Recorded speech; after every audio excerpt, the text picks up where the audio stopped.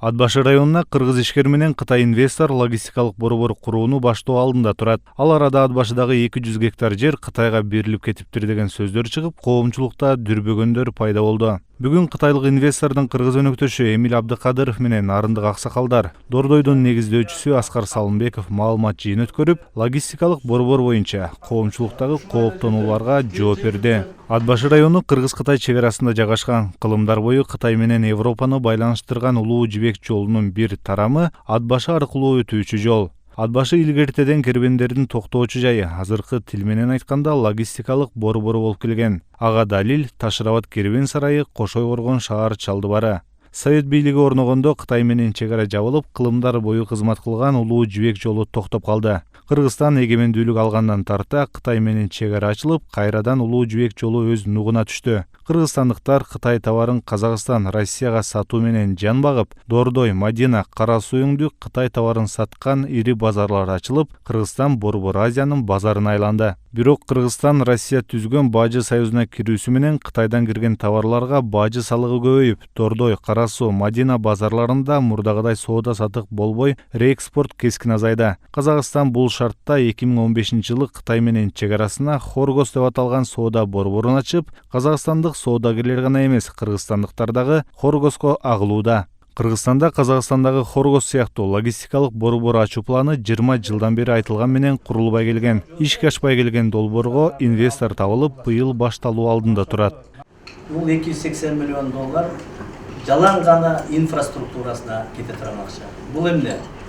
Биз азыр 50 мегаваттык подстанция куралы деп пландап атабыз. Ал 240 миллион сомдук талап бар. Ошол подстанция электричествону алып келиш керек. Биз жол маселесин чечиш керек. Биз сууду алып келиш керек. Биз очистный сооружение коюш керек. Биз ошол жерге жашай турган отельди куруш керек. Ошол жерде боло турган офисти куруш керек. Банка ушул инфраструктурага кете турган акча 280 миллион доллар. Коомчулукта дагы бул долбоорго каршы чыккандар ондоп саналат. Дордой базарынын негиздөөчүсү ат башлык ишкер Аскар Салымбеков кооптонууга эч негиз жок деп, кытайлык ишкер алтынды казып кетпей, алтынды алып келип жаткандыгын айтты. Бүт Кыргызстан келип салат деген нарындын эле эмес. Акбаштын эли да жетпейт анча жанагы чоң борборду 280 миллиондук борборду салыш үчүнчү.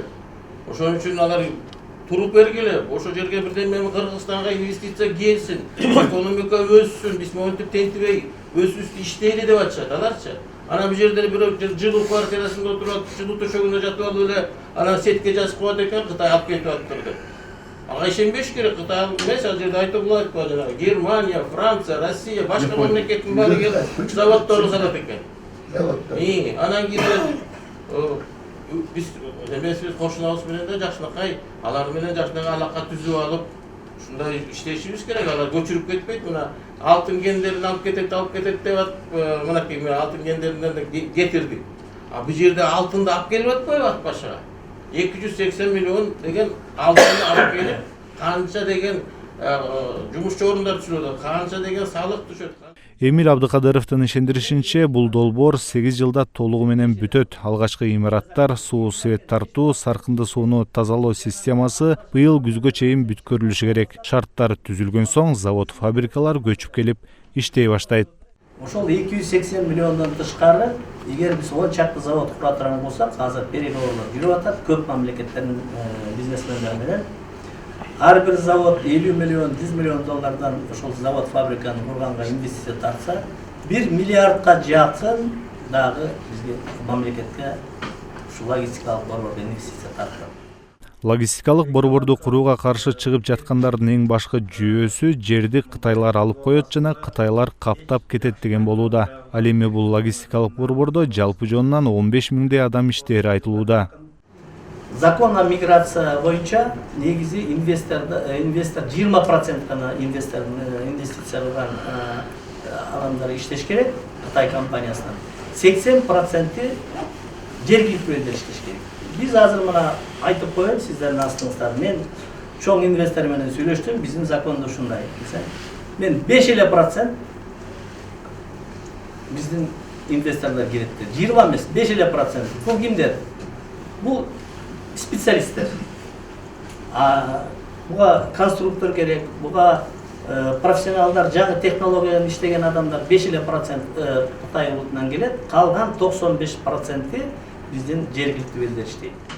90-жылдары камыш баскан Айталага Кытай товарын саткан Борбор Азиядагы эң чоң базарды ачкан Аскар Салымбеков ат башка курулчу логистикалык борбор келип жаткан $280 миллион инвестиция чоң олжо экендигин билдирди. Ырысыбызды теппей колдонуп калалы дейт. Эмил мырзага аманс менен чоң ыраазычылык билдиргисели. Бул келаткан инвестиция биз Кыргызстанга бул чоң олжо. Чоң олжо. Буну колдон чыгарбайлы, рызкы келип атат. Анан кийин дагы кайра кейип калбайлы. Анан кайра эле каякта инвестиция, анан каякчан эле биздин экономикабыз өсөт деп, анан кийин кайра эле кыйкырып калбайлы да.